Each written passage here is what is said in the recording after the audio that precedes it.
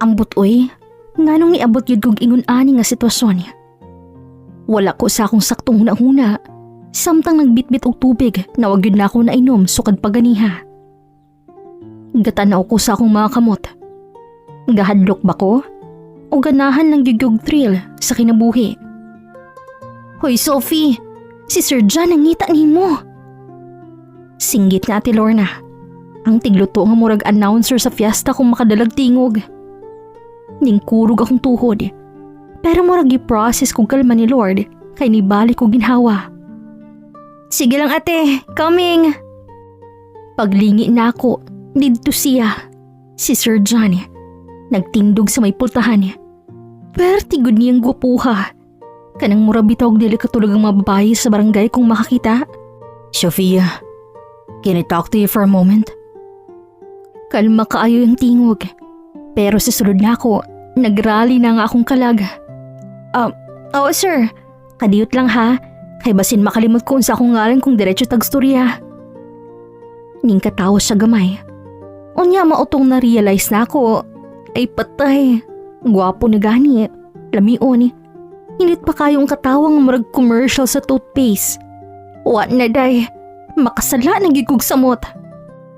Ako di ay si Sofia. Probinsyana gikan sa Leyte. Simple nga dalaga nga ang pinakadako na akong sala sa una, kayang pagtago-tago sa lugaw nga para unta sa akong manghod. Pero karon, ambot, murag mas dako pa ni. Kay unsaon manggod, nakasala ko sa akong amo. Pero before ko magpaulbo sa kahadlok, kalma lang sa ta. Kay murag kinahanglanig flashback para makasabot mo nga nung naabot ko ani nga drama sa telenovela. Sa Leyte, simple ra gyud among kinabuhi. Katong klase nga kung makadungog kang motor sa dalan, mo ani higi ka sa bintana kay tagsara kaayong musuroy. Naami sa kilid-kilid na bukid. Hunya among balay kay ginama pa sa kahoy nga giampo nga di matumba basta moagig bagyo. Si Papa, mangunguhag lubi. Si Mama maglaba para sa silingan. Ako tong tagasundo sa mga bayad nga usahay, suka o itlogra. Pero okay rin ako. Kay importante, buhi mi.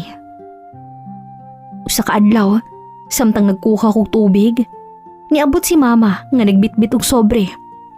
Sophie, naatay suwat gikan kang ate Minda nimo dito sa Manila. Nangita daw sila katabang didto, puli sa iyaha. Katabang? Oo, ingon siya nga dato daw kayo yang amo, ug libre ang pagkaon. Libre pagkaon? Maoto, waan ako magduha-duha. Kung libre ang pagkaon, why not? Maotong sunod adlaw, nibiyahe ko pa Maynila nga ako rang usa. Bitbit ang usa ka bayong na murag kabalhinan sa among kwarto. Sa barko pa lang, naningkamot kong di magpakita nga excited ko. Pero sa sulod na ako, nagtuon ako unsaong pag-English o pag-Tagalog kay basin ni ingnan tagtagabukid nga walay grado. Pag-abot na ako sa bali ni Sir John, sus, murag hotel.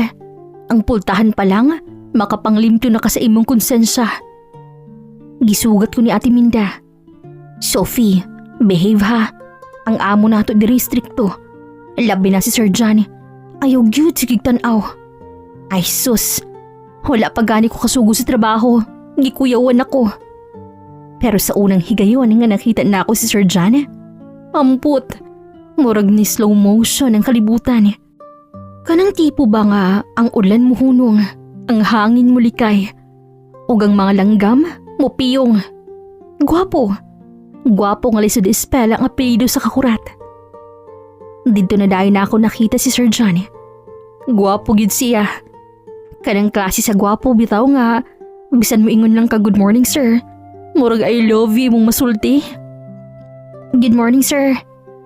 Nasulti pa dyan taon na ako bisag nangurog na akong tuhod. Ang siya, nagngisi lang gamay. Ikaw si Sofia no? Gikan ka sa Leyte? Oh sir, ako tong gingon ni Ate Minda nga kabalo mo plancha. Umuluto, ug mo. Nakalimot ko dahil sa sunod nga skill, kaya nagtutukra ko sa iyang naong Jude. Munsa pa man. Sa bayog chismis usahay, sir. Nakatawa siya. Ug maotong giisip na akong nga success ang akong unang impression. Pero wa pa gyud na ako mamit ang kalaban sa akong peace of mind. Ang asawa ni Sir Johnny nga si Madam Sandra. Paglusot pa lang niya sa pultahan day, murag ni ingon ang hangin nga alert level 3. Sa ka-strikta sa iyang naong, murbito siya principal sa elementary nga magsak sa mga teachers sa evaluation. So ikaw pala yung bagong maid? Patay na. Tagalog kayo day uy. Anhin na ni matesting akong kabright. Oo madam. Galing ka raw probinsya? Sana marunong ka maglinis ha. Kasi ayoko ng mga katulong na parang alikabok din. Nakikita lang pag may araw. Ha? Wako kasabot ato day. Pero tando na lang ko. Mautong akong unang adlaw sa mansyon. Usa ka kombinasyon sa telenovela, survival game, o Miss Universe Q&A. Pero sa tunga-tungaan ng tanan, makalingi ko usahay kay Sir Johnny. Pirmira sa akong likod. Mutabang, kalmado, ug musulti og. Ayog ka, Doc Sophie. Basta trabaho lang ha. Karon, kinsa man day dili mo fall ana. Adlaw sa Domingo. Unta rest day. Pero kung katabang ka, walay rest di day. Naay ulan ato. Kanang ulan nga dili kusog, pero pertigod ka pangit kang maglisod kag laba. Pero syempre, si Sophia nga bright, nakahuna-huna nga. Kay ulan man, labataron kay presko. Tipid pa sa tubig. Sumauto, naanak ko sa likod sa balay. Naglabas sa ulan, og nagkanta-kanta pa. Kay pilingon man ko. Feel na ako nga pareha magtingog ni Donna Cruz. Oy Sofia, unsa man ang style ni mo diha? Maligo kag ulan samtang galaba? Paglingi na ako, hala uy, naa na po si sir. Muragid siyag boy next door ba? Ay sir, praktikal lang good. Para isara ang tubig, tipid. Ang ulan libre man. Ning katawa siya. Murag di makatuo sa akong kabuang. Giyon sa man yung pagkumbinsing bright ka anang imong logic ha, Sofia? Sir, gikan pa ni sa Leyte. Certified bright nga maid. Sus, si Sandra kung makakita ni mo diha, my blood. Basin ingnon ka nga wa nag-water show. Pagkaugma, init na pod. Salamat si Ginoo. Kay dili na ko murag sinugbang tilapia. Naglampaso ko sa sala. Singing-singing pa kay naa si Madam sa gawas. Bising nagchika sa iyang mga amigas. Pero di gyud ko kumpiyansa. Basing kalitra pod na siyag sulod o mangutana kung anong lain akong estilo sa pagpunas. So, focus ko. Hantun kalit lang ni abot si Sir Johnny. Nagdala og kape. Good morning, Sofia. Good morning po, sir. Naka-recover na ka sa ulan kagahapon? Oh, pero ikaw, Mayra, wala ka gisipon? Wala, sir. Ang ulan, murag vitamin C para na ako. Ligon ko ana kay anad na ko dito sa Leyte. Ikaw, gyud. Lahi ka. Pero bitaw, gikan gid ka sa Leyte, no? Di man gid halata nga bisdak ka. Uy, sir, unsa may timailhan sa bisdak? Gahi man kaayo akong Tagalog. Di man, uy. Nalipay na lang pud ko kay asal kay Ate Minda nga ni uli na. Bisaya na pud ang nipuli niya. Naara ko ikastorya ba? Bitaw, sir, ay. Kay baw lagi ka mabisaya, no? Taga Cebu man ko, Sofia. Maubitaw ka balo ko mabisaya. Pag human ako college, diri ko na nimpad. Diri na po na ako nailhan imong Madam Sandra. Mauday, sir. Mauday kung musturya ka, usahay Bisaya, usahay Tagalog, usahay English. Trilingual man di ay ka. Ning katawa siya. Namang gyud, bang international appeal ba? Ako gani, pang barangay appeal lang. Pang barangay, nga makadanig mayor.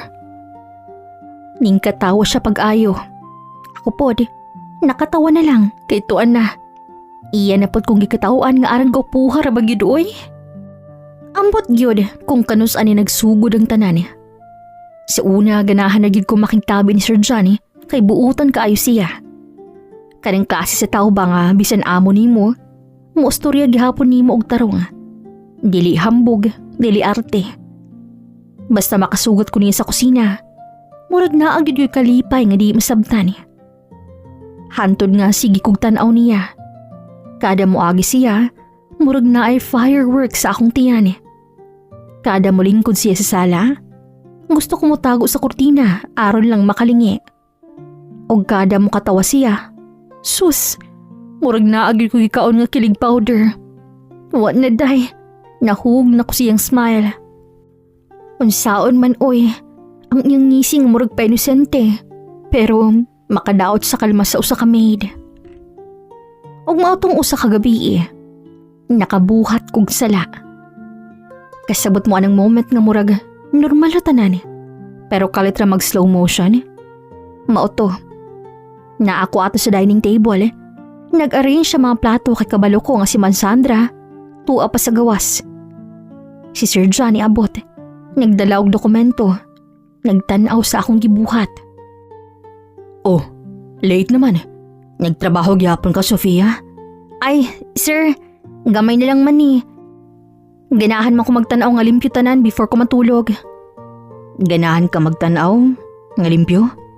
Ako pod. Nanggahi ko day. Ang kalayo siyang mata, unyang yang tingog, muragikan sa radyo nga pang love story sa gabi. Sir, basin makita ta ni ma'am. Wala pa ako kahuman. Kalitra siyang niduol. Wala ko kasabot kung anong wala ko nakalihok. Pero gikalitan ko niyag kiss. Dili to halok nga dramatic ha. Pero katong tipong light lang. Pero sakto para mawala sa akong lawas akong kalag. Og maoto. From that moment, wala na gyud ko kasiguro kung asa ko. Katabang pa ba ko? Ubida na sa akong kaugalingong teleserye. Pagkahuman na tong gabi nga gikalitan ko ni Sir John og halok. Murag na usab ang dagan sa tanan. Dili na parehong trabaho ko sa una. Kada makitaan ko siya, dili na normal akong dughan. Og si Sir John, lain na po diyang mga tanaw na ako. Murag na anay gustong isulti pero nagpugong. Usa ka gabi nagkita mi sa kusina. Walay tao, hilom ra.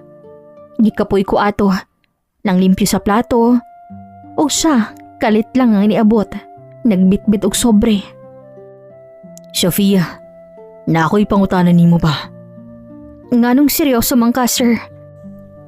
Nag-ingon man ka sa una nga gusto gid ka makatabang sa imong pamilya, no? Kung tigaan ti kag kwarta, dako-dako, makatabang sa pamilya nimo.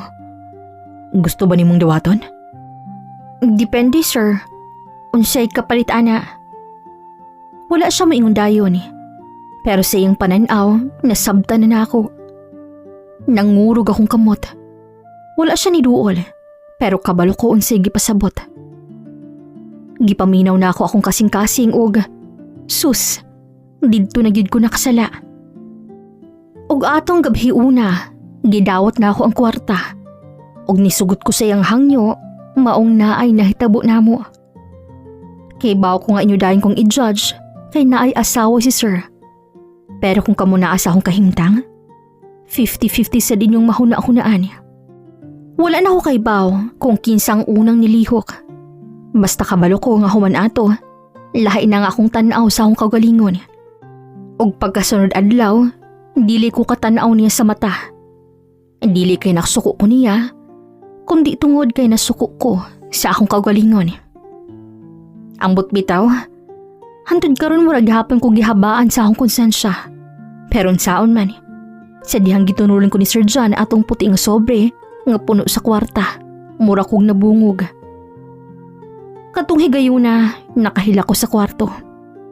Pero pagtanaw na ako sa sobre, nagsugod ko guna-huna sa among balay sa Leyte. Si mama nga permira maglabas sa silingan, si papa nga mag-ani raglubi. Og akong mga manghod nga pirmi magdahom nga makapadala ko. Og mauto ang akong unang sala nga gisugdan sa kagutom ug kakulang.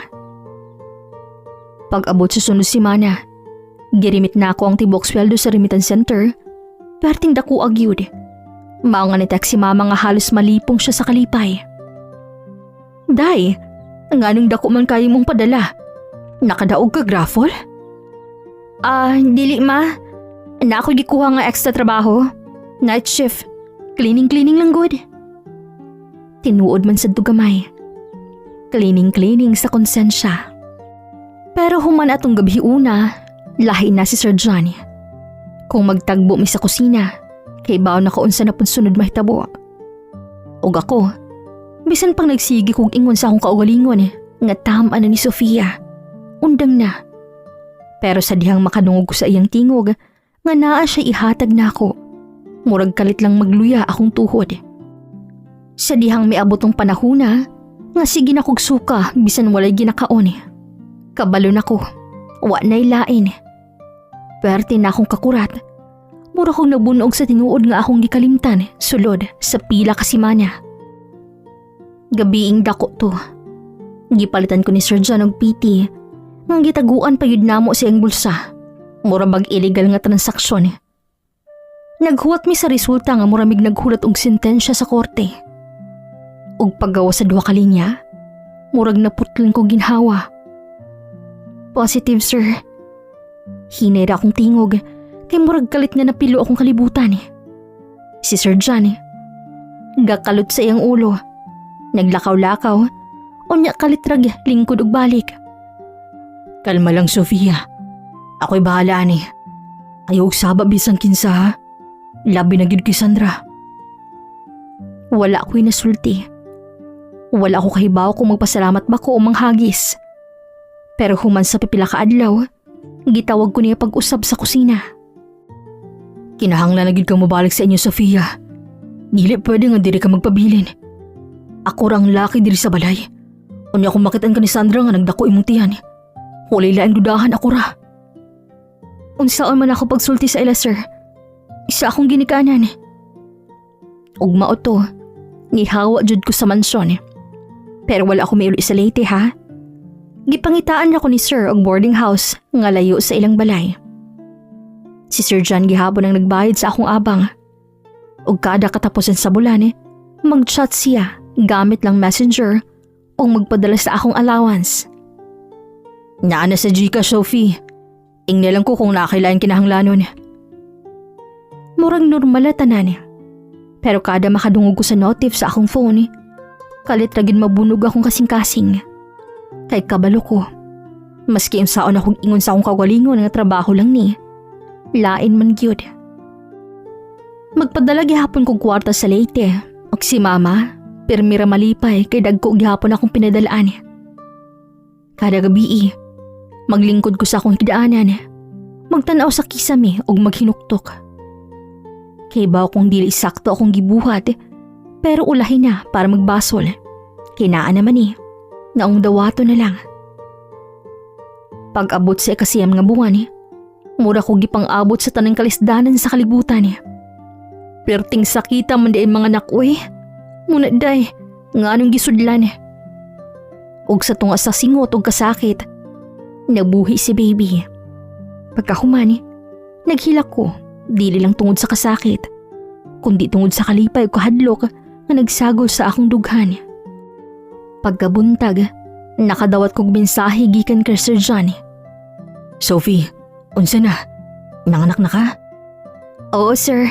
Babae. Gwapa kaayo murag ikaw. Salamat kay safe ra mong duha. Na ako'y gideposit. Palit og gatas ug amping mong duha. Kada bulan, magpadala gihapon siya og suporta.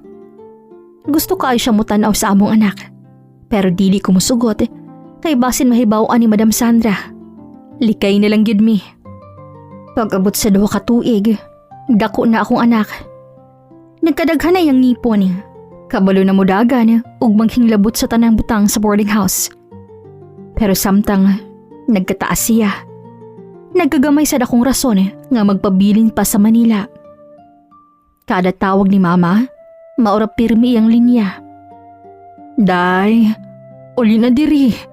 Dugi na kayo ako kakita nimo. Ug mao to, wala na ako kapugong. Giimpake na ako tanang gamit ni baby. Ug nisakay ko og barko pauli sa Leyte. Pag-abot sa among balay, Puwerte gyud ka sadya ni mama. Sofia, kadugay ni mo mo pauli uy. Abi ba na akong nagbinyo na ka didto? Og sa dihang nakita niya akong anak, kalit lang nawala iyang ngisi.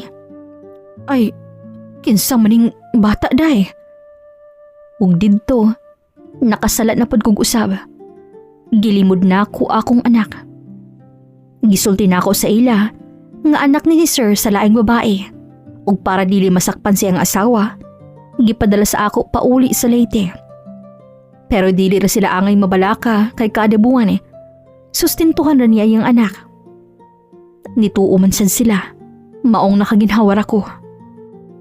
Kada katapusan sa bulan maabot gihapon ang GCash gikan ni Sir Johnny. Pero kada magtanaw ko sa bata, magkatawa ko gamay kay parehas gid siya ni Sir, labi na akong mingisi. Pero usahay, maghila ko. Kay maski unsaon kabalo ko nga sala gihapon among sinugdanan. Pag-abot sa 5 ka tuig, dako na gyud akong anak. Nagsige gihapon mig contact ni Sir Johnny. Pero sa nilabay nga usa ka bulan, 2, hantod 3, wala na miabot nga mensahe. Una nagtuo kog busy lang siya. Ikaduha, nagtuo ko nga basin na ay problema sa iyang trabaho. Pero pag-abot sa ikaunom nga bulan, wa na gid bisag usa ka piso. Didto na ko nabalaka. Giteksan ko siya, gitchatan pero wala na gyud. Murag napatay ang kalibutan na ako atong panahona. Pero bisan pa, kada adlaw nagpadayon gihapon ko. Kay unsaon man, akong anak kinahanglan nun mukaon. Ako na lang nagkugi sa paglabag paglimpyo sa mga silingan. Na ako'y kasakit sa dughan. Pero naasap ko'y kalipay nga bisag wala ni Sir John na ako'y handumanan nga nagpabili nga buhi. Ang among anak.